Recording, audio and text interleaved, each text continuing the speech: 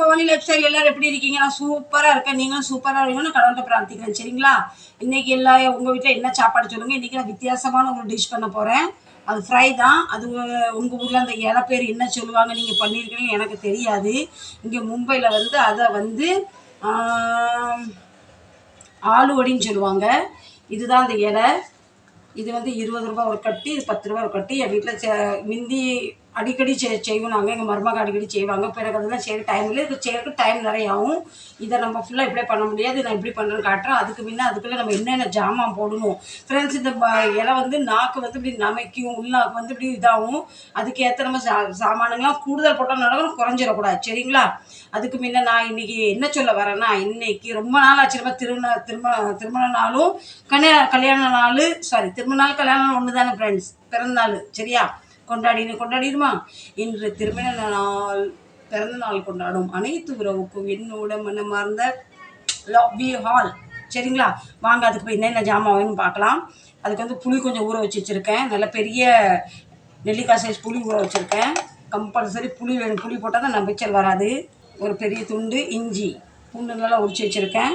அதையும் இந்த ஜாருக்குள்ள போட்டுடலாம்.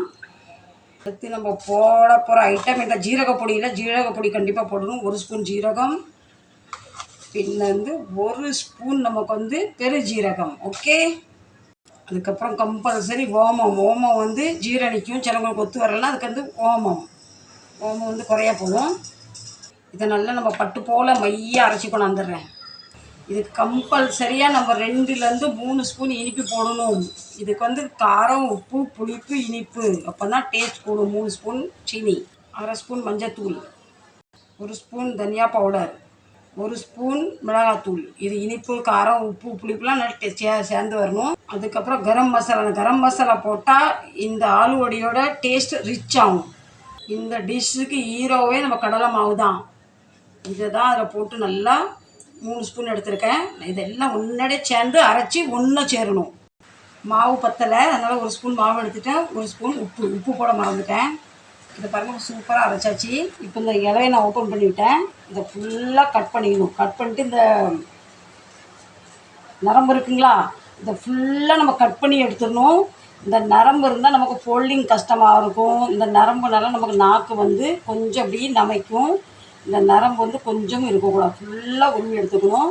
இப்போ தெரிஞ்சு பார்த்தீங்களா, இந்த தண்டு ஃபுல்லாக வெட்டி எடுக்கணும். இப்படி இதில் பிடிச்சி இப்படி கட் பண்ணி இப்படி உருவி எடுத்துடணும். சரிங்களா? ஃபைனலாக எல்லாம் நான் கட் பண்ணிவிட்டு பார்க்குறேன். இந்த இலையை இப்படி கீழே போட்டுட்டு இந்த கத்தியால் லேசாக இப்படி தண்ணி இப்படி கட் பண்ணி எடுத்தால் அப்படி பிஞ்சு வரும். தெரியுதுங்களா? இது அப்படி ஒரு இப்படி இழுத்தா இப்படி துண்டாக வரும். இப்போ நம்ம அவ்வளோ இலையும் நல்லா சுத்தமாக வாஷ் பண்ணி எடுத்துக்கணும். சரிங்களா? வாஷ் பண்ணிட்டு தான் நம்ம அதுக்கப்புறம் நம்ம பரிபாடியை ஆரம்பிக்கணும். அடுத்து நம்ம கவுண்டர் டாப், என் கவுண்டர் டாப் சுத்தமாக தான் இருக்குது. நல்லா க்ளீன் பண்ணிவிட்டு இந்த இலையை அப்படி கீழே வைக்கணும். இந்த இலையை வந்து இப்படி மாற்றி தான் போடணும். இந்த பக்கத்தில் மசாலா தடவக்கூடாது. இதில் பிடிக்காது. இப்படி தானே இதில் கிரிப் பெரிய இலை எடுக்கணும். அதுக்கு அடுத்தடுத்து நம்ம வரிசையாக செய்கிறது பாருங்கள். மசாலா கையில் எடுத்துகிட்டு நல்லா அப்படி கிண்டிட்டு இது மேலே அப்படி ஊற்றணும். இது ஃபுல்லாகவே படணும் இலையில். இது ஒரு இலையில் ஃபுல்லாக நம்ம அப்ளை பண்ணியாச்சு. அதுக்கடுத்து இந்த இலை இந்த மின் போர்ஷன் இப்படி வரணும். அதுக்கு நேராக இப்படி மேலே வைக்கணும். இதே ப்ராசஸ் தான் எல்லாம் ஃபுல்லாக அப்ளை பண்ணணும். இப்போ 2 பேட்ச் ஆகிட்டு நம்மள்ட்ட இன்னும் வந்து 5 இலை இருக்குது. அதே மாதிரி சேம் ப்ராசஸ் பண்ணலாம். இப்போ நான் வைக்க போகிறது வந்து 5வது இலை. சரிங்களா? இன்னும் 3 இலை இருக்குது. என் வீடியோ யாராவது மும்பையிலேருந்து பார்க்குறவங்க தான் உங்களுக்கு இந்த டிஷ்ஷோட அருமை தெரியும். நாங்கள் இதை அடிக்கடி ஹோட்டலில் வாங்குவோம். இது வந்து 200 ரூபான்னு கிலோன்னு வரும். எங்கள் வீட்டில் எங்கள் வீட்டுக்காருக்கு, எங்கள் பசங்களுக்கு இது ரொம்ப ரொம்ப பிடிக்கும். நம்ம தமிழ்நாட்டில் இருக்கவங்களுக்கு இது என்னன்னு எவ்வளோ தெரியாது. ஆனால் மும்பையில் இருக்க நம்ம தமிழருக்கு எல்லாருக்குமே சாப்பிட்ருக்கீங்க, கடையிலேருந்து வாங்கியிருக்கலாம். இந்த நரம்பு வந்து கண்டிப்பாக எடுக்கணும். இல்லைன்னா நமக்கு ஃபோல்டிங் பண்ணும்போது மடக்கும் போது வந்து இது கொஞ்சம் நமக்கு கஷ்டமாயிடும். இது நம்ம ஃபைனல் எல்லாம் முடிஞ்சு போச்சு. இந்த மசாலா இந்த 8 இலைக்கு தான் வந்தது. இந்த ஒரு பண்டல் மட்டும் மிஞ்சி போச்சு. இதை அப்படியே எடுத்து ஃப்ரிட்ஜில் வச்சுட்டு அடுத்த வாரம் செய்வேன். ஒன்றும் வம்பாகாது. நான் கை வச்சே பரத்த ஆரம்பிச்சிட்டேன். கரண்டியில் வந்து ஒழுங்காக ஒட்டலை. கையில் வந்து சூப்பராக ஒட்டிட்டு இனி நம்ம இந்த மசாலாலாம் ரெடி பண்ணி ஊற்றிச்சிடும். இதை வந்து இப்படியே ஃபோல்டு பண்ணணும். சப்பாத்தி ரோல் எப்படி பண்ணுவோம் அந்த மாதிரி ஃபோல்ட் பண்ணணும். ஃப்ரெண்ட்ஸ் சாரி ஃப்ரெண்ட்ஸ், அதை ரோல் பண்ணி எடுத்து அது இட்லி சட்டியில் வச்சு இட்லி வேக வைக்கிற மாதிரி ஒரு 15 நிமிஷம் வேக வைக்கணும். அதை ரோல் பண்ணும் போதே வீடியோ எடுக்க மறந்துட்டேன். ப்ளஸ் உள்ளே வைக்கும் போதே நான் மறந்துட்டேன். சரிங்களா, வெளியே எடுத்து நான் காட்டுறது எப்படி வந்திருக்கணும். ஃப்ரெண்ட்ஸ் நம்ம ஐட்டப்பூமா வெந்திருக்கோம். வாங்க நம்ம இட்லி சட்டிலேருந்து வெளியே எடுக்கலாம். பார்த்தீங்களா, இனி இதை நல்லா ஆற வச்சுட்டு ஸ்லைஸ் போட்டு நம்ம மீன் மாதிரி வறுக்கணும். அவ்வளோதான், ஆலுவடி ரெடி ஆயிரும். இது உடனே ஆறாது. இதை நம்ம ஒரு ஃபேன் காற்றுக்கிற ஒரு 10-20 நிமிஷம் வச்சா தான் கட் பண்ணுறதுக்கு ஈஸியாக வரும்.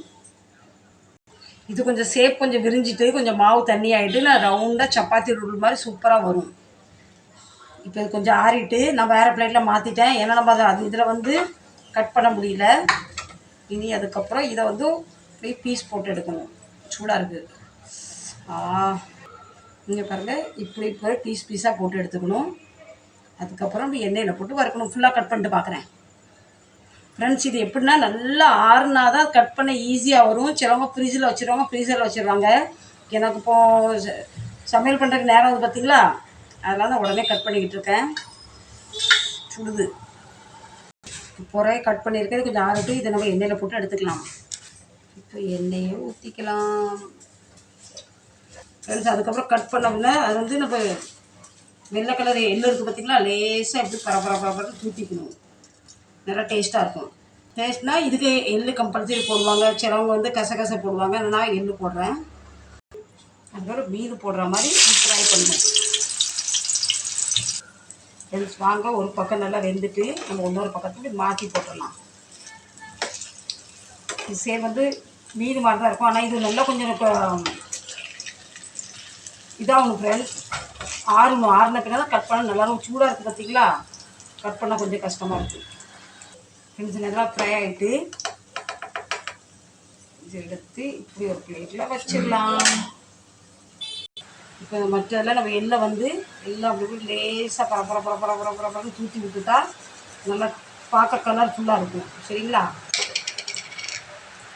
இது பிறக்க எப்படி வந்துருக்கு பார்த்தீங்களா, இப்படி தான் வரையிடலாம். ஃப்ரெண்ட்ஸ் இப்போ ஆலுவடி ரெடி ஆகிட்டு. ஃப்ரெண்ட்ஸ் நீங்களும் ஒரு தடவை ட்ரை பண்ணி பாருங்கள். ஆனால் நான் வந்து நல்லா அதை ஆற வச்சுட்டு அதுக்கப்புறம் கட் பண்ணோம். அப்போ தான் நல்லா ஸ்லைஸாக மீன் துண்டு மாதிரி வரும். எனக்கு டைம் ரொம்ப நேரம் ஆகிட்டோன்னா ஆற வைக்கணும். சூடோட கட் பண்ணது கொஞ்சம் பிஞ்சு போன மாதிரி ஆகிட்டு இருந்தாலும் ஓகே.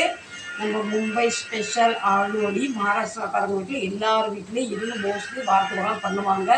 சுகர்காரங்களுக்கு நல்லது, ஆண்களுக்கும் கல்லடைப்பு வராது. இந்த வீடியோ பிடிச்சிருந்தா லைக் பண்ணுங்கள், ஷேர் பண்ணுங்கள், சப்ஸ்கிரைப் பண்ணுங்கள், எனக்கு சப்போர்ட் பண்ணுங்கள். மீண்டும் நல்ல பிளாக உங்களை சந்திக்கிறோம். அது வரைக்கும் உங்களிடம் வந்து விடை பெறுவது உங்கள் பவனி.